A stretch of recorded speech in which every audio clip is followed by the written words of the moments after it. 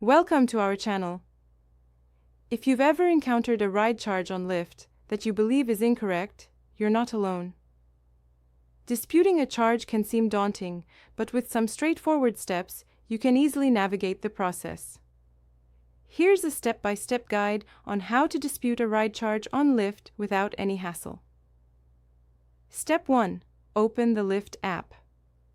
Begin by launching the Lyft app on your mobile device. Ensure that you are logged into the account associated with the charge you wish to dispute. Step 2. Access ride history. Tap on the menu icon, 3 horizontal lines, in the top left corner, then select Ride History. Here you'll find a list of all your completed rides. Step 3. Select the ride in question. Scroll through your ride history and locate the ride charge you want to dispute. Tap on it to view details about that specific ride, including the fare breakdown. Step 4. Review the charge. Carefully examine the fare details to confirm that there is indeed an error. Check aspects such as surge pricing, wait times, and any extra charges that may not have been made clear at the time of the ride. Step 5. Initiate the dispute. After verifying the discrepancy, look for the Get Help or Report Issue option on the ride details screen. Tap on it to initiate the dispute process. Step 6.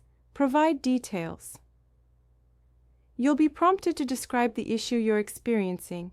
Be concise but thorough. Provide specifics about why you believe the charge is incorrect. This might include reasons such as unexpected fees, longer routes than necessary, or issues with driver behavior. Step 7.